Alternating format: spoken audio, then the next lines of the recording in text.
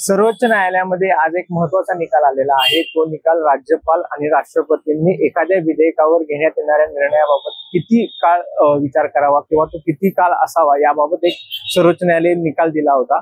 तर त्या निकालामध्ये त्यांनी 3 महिन्याची कालमर्यादा राष्ट्रपती आणि राज्यपालांना दिली होती आणि त्यानंतर याबाबत राष्ट्रपतींनी आक्षेप नोंदवले होते। त्यांनी यावर काही सवाल उपस्थित केले होते। या संदर्भात आज सुप्रीम कोर्टात सुनावणी झाली। त्याबाबतचा एक निकाल आलाय। तो निकाल असा आहे की राज्यपाल आणि राष्ट्रपतींना कालमर्यादा घालणे हे घटनात्मक नाही असं सुप्रीम कोर्टाने म्हटलेले आहे। या संदर्भात नेमकं हा वाद काय आहे, हा वाद कोर्टात कसा गेला, सुप्रीम कोर्टाने त्यावर निर्णय काय दिला, हेच आपण जाणून घेणार आहोत। माझ्यासोबत आहेत ऍडव्होकेट विश्वनाथ गरुड सर, ते आपल्याला याबाबत माहिती देतील। सर, आज सुप्रीम कोर्टामध्ये एक महत्त्वाचा निकाल आलेला आहे। गेले अनेक दिवस याची चर्चा होती की राज्यपालांनी एखाद्या विधेयकावर किती वेळेत निर्णय घेणे अपेक्षित आहे किंवा त्यांना ती तशी कालमर्यादा घालता येते का, यावर एक सुप्रीम कोर्टात सुनावणी झाली होती। त्यामध्ये 3 महिन्याचा कालावधी त्यांना निश्चित केला होता। पण आज याच सुप्रीम कोर्टाने पूर्वीचा दिलेला निकाल रद्द करत अशी कालमर्यादा घालता येत नाही असं म्हटलं आहे। नेमका सुनावणीत काय घडलं? मुळात हा प्रकरण काय आहे हे आपण समजून घेतलं पाहिजे अनिकेत।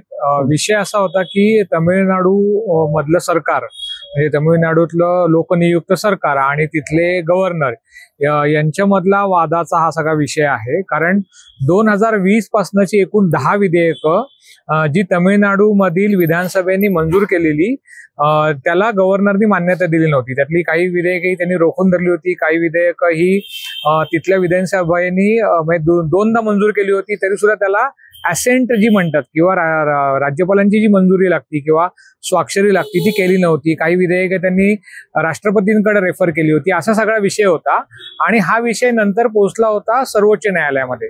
सर्वोच्च न्यायालयामध्ये 2 न्यायाधीशांचं जे खंडपीठ होतं त्या खंडपीठाने पहिल्यांदा निर्णय असा दिला होता की राज्यघटनेतील कलम 200 आहे किंवा अनुच्छेद 200 जो आहे त्यामध्ये राज्यपालांना 3च पर्याय उपलब्ध आहेत। एक तर राज्यपाल जे विधेयक विधानसभेकडनं मंजूर होऊन येतं किंवा विधिमंडळाकडनं मंजूर होऊन येतं त्याला त्यांनी मंजुरी दिली पाहिजे किंवा त्याच्यावर त्यांनी स्वाक्षरी केली पाहिजे।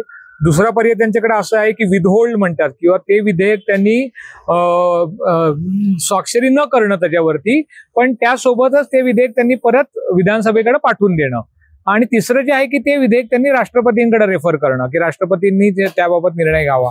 हे 3च पर्याय उपलब्ध राहतात। पण राज्याचे राज्यपाल जे आहे ते कुठलेही विधेयक अनिश्चित काळासाठी रोखून धरू शकत नाही। म्हणजे विथहोल्ड करण्याचा जो ऑप्शन आहे तो तुम्ही अनिश्चित काळासाठी वापरू शकत नाही। त्यामुळे कसं होतं की लोकनियुक्त जे सरकार आहे त्यांना कामच करता येणार नाही, कारण कुठलाही कायदा करणं हे कायदे मंडळाचं काम आहे आणि ते विधिमंडळाचं काम आहे, राज्याचा विचार करतो।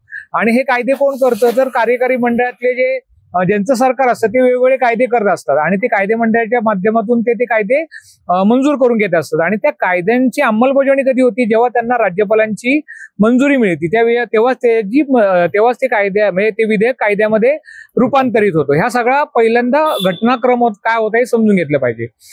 हे सुप्रीम कोर्टचं जजमेंट आल्यानंतर अनुच्छेद 143 जो आहे किंवा आर्टिकल 143 जो आहे त्यामध्ये राष्ट्रपतींना अधिकार आहे प्रेसिडेन्शियल रेफरन्स म्हणून किंवा काही विषयांवरती ते सुप्रीम कोर्टाचं जे घटनापीठ आहे त्यांच्याकडनं ते त्यांचं मत जाणून घेऊ शकतात। त्यामुळं हा जो मूळ सुप्रीम कोर्टाच्या 2 सदस्यीय किंवा 2 न्यायाधीशांच्या खंडपीठाने जो निकाल दिला होता त्याच विषयाला अनुषंगून एकूण 10 प्रश्न उपस्थित केले होते आणि ते प्रेसिडेन्शियल रेफरन्समध्ये सर्वोच्च न्यायालयाला विचारण्यात आले होते। हे विचारण्यात आल्यानंतर सर्वोच्च न्यायालयाचं 5 सदस्यीय जे घटनापीठ आहे त्यामध्ये होते सर्वोच्च न्यायालयाचे सध्याचे सरन्यायाधीश न्यायमूर्ती गवई, त्यानंतर न्यायमूर्ती सूर्यकांत, त्यानंतर न्यायमूर्ती विक्रमनाथ, त्यानंतर न्यायमूर्ती नरसिंहा आणि न्यायमूर्ती चांदूरकर असं 5 न्यायाधीशांचे घटनापीठ स्थापन झालं।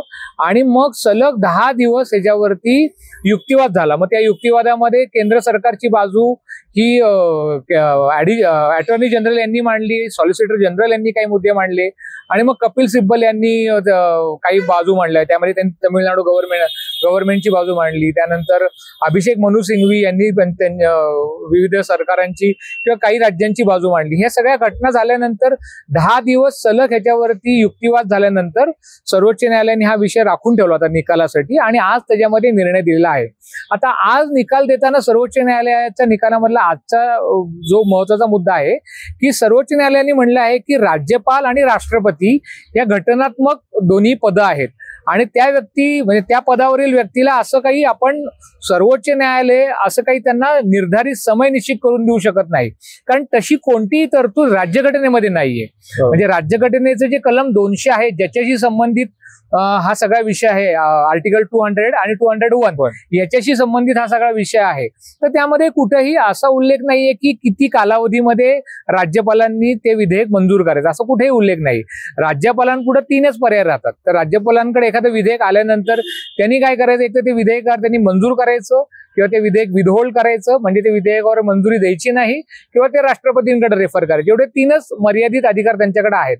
आता सर्वोच्च न्यायालयाने असं म्हणले की बाबा असं हे जे आधीच्या निकालामध्ये सर्वोच्च न्यायालयाच्या 2 सदस्यीय न्यायाधीशांनी किंवा खंडपीठाने जो निकाल दिला होता त्यामध्ये त्यांनी टाइमलाईन घालून दिली होती की जी 10 विधेयक, पहिली गोष्ट त्यांनी काय केली की जी 10 विधेयक तिथल्या राज्यपालांनी म्हणजे तामिळनाडूच्या राज्यपालांनी जी रोखून धरली होती ती रवी यांनी जी रोखून धरली होती ती त्यांनी तात्काळ प्रभावाने ती मंजूर करून टाकली, म्हणजे ती डीम असेंट करून टाकलं. म्हणजे ही एक प्रकारे आता राज्यपालांची याला मंजुरी मिळाली आहे अशा पद्धतीने त्याला त्यांनी मंजुरी देऊन टाकली. आणि नंतर त्यांनी एक टाइमलाईन निश्चित केली, म्हणजे आर्टिकल 200 आणि 201चं त्यांनी एक लिबरल इंटरप्रिटेशन केलं. लिबरल इंटरप्रिटेशन म्हणजे काय केलं तर त्यांनी एकूण जे परिस्थिती आहे त्याच्या आकलनानुसार त्यांनी एक राज्यपालांना मर्यादा घालून दिली की तुम्ही हे 3 महिन्यात एकतर मंजूर केलं पाहिजे. आता हे जे लिबरल इंटरप्रिटेशन केलं ना त्याला आज एक प्रकारे सर्वोच्च न्यायालयाचं जे घटनापीठ आहे 5 न्यायाधीशांचं त्यांनी ते रोखून धरलेलं आहे की असं करू शकत नाही. म्हणजे राज्यपालांनी आलेलं त्यांच्याकडे आलेलं विधेयक हे किती दिवसामध्ये किंवा किती कालावधीमध्ये किती कालमर्यादेमध्ये ते त्यांनी मंजूर करायचं हे न्यायालय ठरवू शकत नाही. हा झाला एक महत्वाचा भाग. दुसरी गोष्ट या निकालाचा त्यांनी निकाल देताना एक महत्वाचा मुद्दा समजून घेतला पाहिजे की त्यांनी सेपरेशन ऑफ पॉवर, कारण आपल्याकडे सेपरेशन ऑफ पॉवर हे तत्व आपण राज्यघटनेने स्वीकारलेलं आहे. सेपरेशन ऑफ पॉवर म्हणजे काय तर आपल्याकडे कायदे मंडळ वेगळं आहे, कार्यकारी मंडळ वेगळं आहे, न्याय मंडळ वेगळं आहे. कायदे मंडळाचं काम काय आहे तर कायदे करणं, जे आपल्याकडं देशाच्या स्तरावरती म्हणलं तर संसद करतं, राज्य स्तरावरती विधिमंडळ करतात. हे कायदे मंडळाचं काम आहे. कार्यकारी मंडळ काय आहे तर कार्यकारी मंडळ हे धोरणात्मक निर्णय घेणं, कायद्यांची अंमलबजावणी करणं हे सगळं काम कार्यकारी मंडळ. आणि न्याय मंडळ काय करतं तर कायदे मंडळाने केलेली कामं किंवा कायदे मंडळाने केलेले कायदे हे त्या कायद्यानुसार पुढे न्याय देण्याचं काम करतात. किंवा राज्यघटनेचं सर्वोच्च न्यायालयाचा विचार केला तर राज्यघटनेचं इंटरप्रिटेशन करणं, राज्यघटनेमधल्या तरतुदींसंदर्भात जे काही विषय असतील त्यावरती निकाल देणं, या सगळ्या गोष्टीच्या बाबतीत सर्वोच्च न्यायालय आणि काही प्रमाणात उच्च न्यायालय यांना अधिकार तिथे दिलेले आहेत. त्यामुळे मग हे सगळं बघून सेपरेशन ऑफ पॉवरचा विचार केला तर ह्यात काय होतंय की जर का सर्वोच्च न्यायालय राज्यघटनेतील तरतुदींचं लिबरल इंटरप्रिटेशन करून जर का काही कालमर्यादा निश्चित करत असेल तर सेपरेशन ऑफ पॉवरचं उल्लंघन होतं ना एक प्रकारे यामध्ये. कारण जर का तिन्ही मंडळांचं कामं वेगवेगळी आहेत तर गव्हर्नरला तुम्ही नाही सांगू शकत ना, गव्हर्नरची कामं काय आहेत ती राज्यघटनेमध्ये दिलेली आहेत, त्याच पद्धतीने गव्हर्नरनी काम करायची आहेत. आता गव्हर्नर एखाद्या गोष्टीवर निर्णय घेत नसेल तर त्या तिथलं राज्य सरकार किंवा जो कोणी पक्षकार असेल तो सर्वोच्च न्यायालयात जाऊ शकतो, पण तो त्या विषयापुरता निकाल सर्वोच्च न्यायालय देऊ शकतो. सर्वोच्च न्यायालय यामध्ये अधिकारवाणीने एकूणच असं जसं ह्या प्रकरणामध्ये म्हणलं होतं की 3 महिने जर का दिलं नाही म्हणजे कुठल्याही विधेयकासाठी मंजुरीसाठी 3 महिन्याचाच कालावधी निश्चित करून देण्यात आला होता, त्याच्यावरती सर्वोच्च न्यायालयाने आज असं म्हणलेलं आहे की बाबा अशा पद्धतीने कुठलीही कालमर्यादा निश्चित करण्यात येऊ शकत नाही. अनिकेत. येस सर, आता याच्यातून एक प्रश्न निर्माण होतो की ठीक आहे कायद्याच्या चौकटीमध्ये असं बघितलं तर आपण राज्यपाल किंवा राष्ट्रपतींना विधेयकाबाबत तुम्ही किती वेळा निर्णय घेऊ शकता याबाबत कालमर्यादा टाकू शकत नाही, आज हे सर्वोच्च न्यायालयाने स्पष्ट केलं. पण इथे बरेचदा हेतू परस्पर राज्यपाल एखादं विधेयक रोखून ठेवतात. जसं की समजा राज्यपाल हे केंद्र सरकारकडनं किंवा केंद्रात ज्यांची सत्ता आहे तिथून ते नियुक्त केले जातात आणि जर खाली विरोधकांची सत्ता असेल किंवा दुसऱ्या पक्षांची सत्ता असेल तर बरेचदा हात राज्यपालांमार्फत इनडायरेक्टली अशा सरकारला त्रास देणं असेल किंवा सरकारच्या विधेयकांना रोखून धरणं असेल. म्हणजे महाराष्ट्रातही झालं होतं, 13 आमदारांचे राज्यपाल नियुक्तीचे 13 आमदार दिले जातात तर ते रोखून धरले होते भगतसिंग कोश्यारी यांनी. मग आता याच्यामध्ये मग इथे कुठेतरी मग लोकशाहीला कुठेतरी एक आपण धक्का बसू शकतो का किंवा बसतोय का असं म्हणता येईल का? अनिकेत, तुझ्या हा प्रश्न विचारला ना, त्याच्याशी संबंधित जेव्हा ह्या सगळ्या प्रकरणामध्ये युक्तिवाद सुरू होता तेव्हा सध्याचे सॉलिसिटर जनरल जे आहेत तुषार मेहता यांनी खूप छान युक्तिवाद केला होता आणि मी ते ऐकत होतो, कारण हे सगळं लाईव्ह होतं. म्हणजे हा जो युक्तिवाद जेव्हा झाला सुप्रीम कोर्टात तेव्हा त्याचं युट्यूबवरती जे सुप्रीम कोर्टाचं ऑफिशियल युट्यूब चॅनल आहे त्याच्यावरती तुम्ही ते सगळं बघू शकत होता. तेव्हा त्यांनी असं म्हणलं होतं की प्रत्येक वेळेला न्यायालयाकडे जाणं हा काही पर्याय असू शकत नाहीये.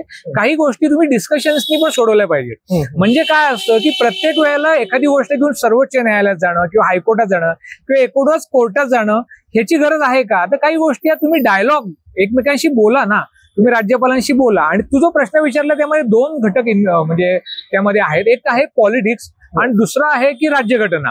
आता पॉलिटिक्स हे कुणी कसं खेळायचं हे आपण नाही सांगू शकत आणि त्यामध्ये सर्वोच्च न्यायालय पण सांगू शकत नाही. म्हणजे अनेक वेळेला आपण म्हणतो की सर्वोच्च न्यायालय अनेक वेळेला म्हणजे 1-2 दिवसापूर्वी सर्वोच्च न्यायालयाने सीबीआयच्या अनेक अधिकाऱ्यांना झापलं होतं की तुम्ही पॉलिटिक्सचा पार्ट कशाला बनताय, तुमचं काम नाहीये पॉलिटिक्समध्ये उतरणं.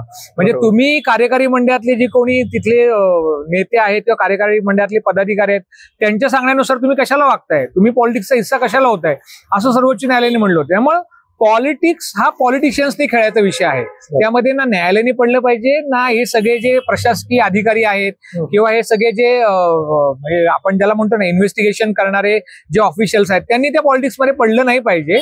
आणि राज्यघटना काय सांगते तर राज्यघटनेचं इंटरप्रिटेशन करण्याचा सर्वाधिकार हा सर्वोच्च न्यायालयाला दिलेलाच आहे. तो राज्यघटनेनेच दिलेला आहे की राज्यघटनेतली तरतुदींचा अर्थ कसा लावायचा हे सर्वोच्च न्यायालय ठरवू शकते. त्यामुळे राज्यघटनेला ज्याला ज्युडिशियल रिव्ह्यू म्हणतात तो ज्युडिशियल रिव्ह्यूचा अधिकार सर्वोच्च न्यायालयाला मिळालेलाच आहे. त्यामुळे ह्या प्रकरणामध्ये पॉलिटिक्स जोपर्यंत इन्व्हॉल्व आहे ना तोपर्यंत सर्वोच्च न्यायालयाचा काही विषय येणार नाही, कारण पॉलिटिक्स हे पॉलिटिशियन्सनी खेळायचं असतं. मग त्या केसमध्ये जी इथली विधेयकं मंजूर होत नाही तिथल्या मुख्यमंत्र्यांनी त्यासाठी मग जाऊन भेटणं राज्यपालांना, त्यांना कन्व्हिन्स करणं किंवा ह्या विषय केंद्रामध्ये नेणं, कारण डायलॉग एस्टॅब्लिश झाला पाहिजे आणि डायलॉगच्या माध्यमातून हे विषय सोडवले गेले पाहिजेत. हे त्यावेळेला तुषार मेहतानी म्हणलं होतं जे आपल्या ह्या प्रश्नाचं उत्तर होऊ शकतं.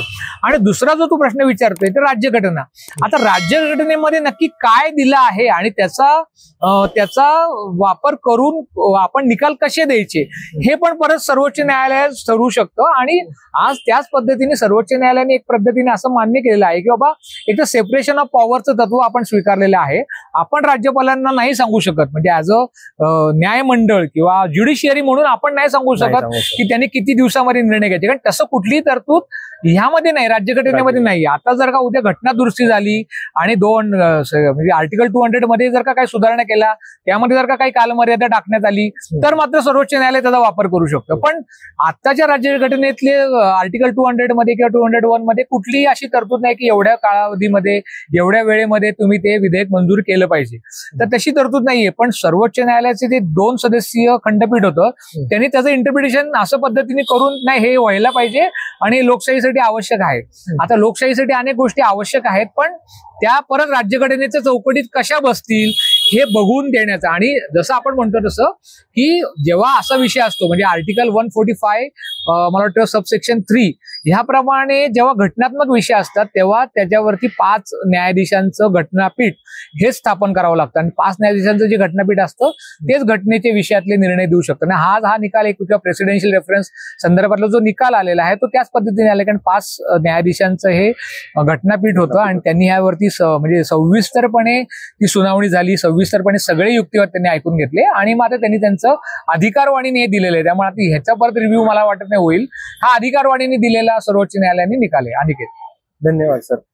नक्कीच आज आपण जो म्हणजे सुप्रीम कोर्टाने जो निर्णय दिलेला आहे किंवा निकाल दिलेला आहे तो महत्वाचा आहे. इथून पुढे हा निकाल ग्राह्य धरूनच राज्यपाल, राष्ट्रपती असेल किंवा सरकार यांना काम करावं लागणार आहे. त्यामुळे असेच घडामोडी जाणून घेण्यासाठी माय महानगर लाईव्हला सबस्क्राईब करा आणि बेल आयकॉन प्रेस करायला विसरू नका.